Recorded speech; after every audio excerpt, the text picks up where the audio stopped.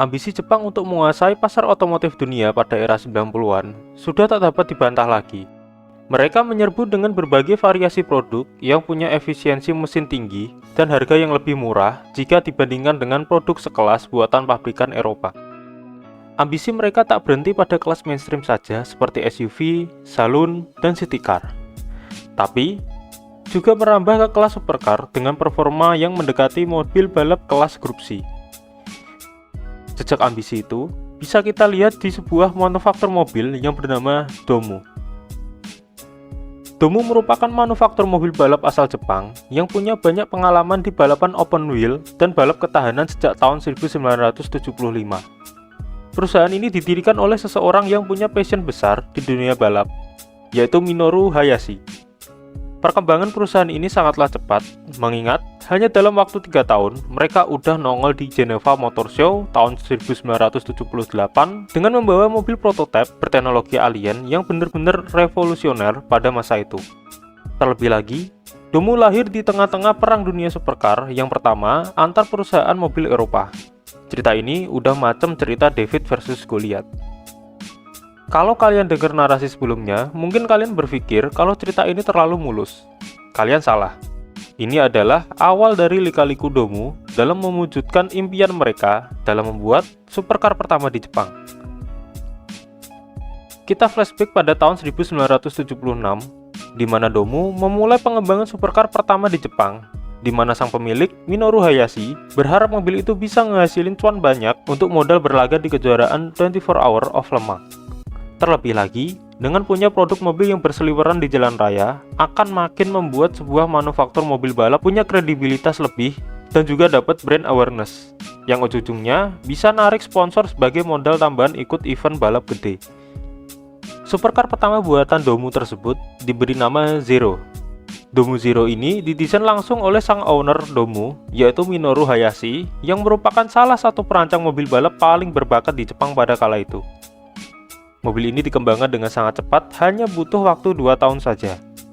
Walaupun begitu, bukan berarti mobil ini dikembangkan dengan asal-asalan.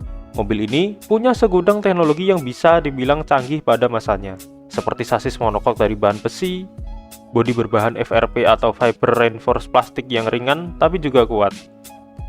Kalian nggak salah dengar, mobil ini terbuat dari plastik. Tapi bukan plastik ember yang gampang pecah, melainkan bahan matriks polimer yang diperkuat dengan serat fiber, di mana bahan ini juga digunakan sebagai salah satu bahan baku dalam pembuatan pesawat terbang komersil. Untuk desainnya, kalau kita lihat sekilas, mirip dengan desain mobil prototipe Lancia Stratos Zero dan Ferrari Berlinetta Boxer. Tapi, tarikan garis desain dari Domu Zero ini bisa dibilang lebih manusiawi dari Lancia Stratos Zero yang hanya menyediakan satu akses masuk yang berada di depan. Domu Zero ini punya akses masuk yang sama dengan mobil normal pada umumnya, yaitu di bagian samping melalui pintu yang berbentuk gunting seperti pada mobil-mobil Lamborghini. Di bagian interior juga cukup futuristik, di mana kita bisa melihat kokpit ala-ala mobil Le Mans dengan kursi penumpang yang lebih ditarik ke tengah. Kursi penumpang dalam mobil ini sudah menggunakan jok model bucket seat yang racing abis. Dan juga ada setir yang futuristik walaupun bentuknya mirip setir Daihatsu Charman.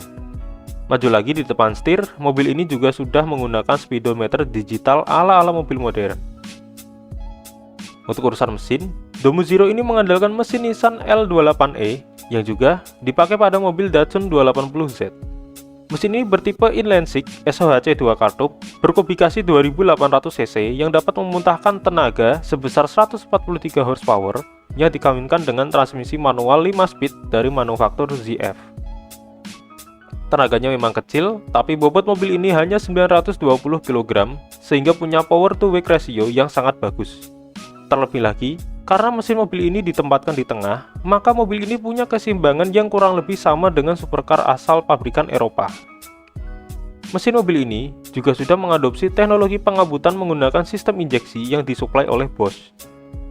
Teknologi lain yang ada pada mobil ini adalah rem cakram pada keempat roda dan juga suspensi independen yang banyak dipakai di mobil-mobil modern.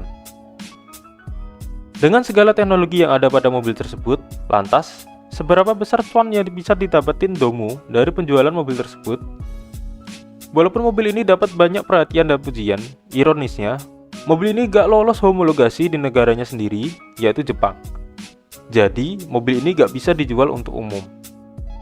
Belum jelas apa yang menyebabkan mobil ini gak lolos homologasi. Tapi yang jelas, pada periode 70-an, Jepang memperketat syarat dan proses homologasi mobil produksi massal, yang dimana hal itu jelas butuh banyak dana yang hanya bisa disediakan sama produsen mobil besar macam Toyota. Apakah dengan pengalaman pahit itu ngebikin Domu kapok untuk bikin supercar massal lagi? Oh, tentu tidak. Mereka bikin lanjutan dari Domu Zero yang diberi nama Zero P2. Secara garis besar, desainnya mirip dengan Zero versi pertama, tapi perbedaan yang paling mencolok adalah pada bagian bumper yang lebih besar dan dipasangnya sirip-sirip udara di bagian hood mobil. Selebihnya sama. Mesin juga pakai L28E, walaupun rumornya mesin yang ada pada mobil Domu Zero P2 ini ditambahin turbo. Dan mobil ini dipamerin di Los Angeles dan di Chicago Motor Show pada tahun 1979. Diestimasikan pada saat peluncurannya, mobil ini punya harga 30.000 US dollar sampai 60.000 US dollar, atau kalau kita konversikan ke mata uang rupiah saat ini berkisar antara 1 sampai 2 miliar rupiah.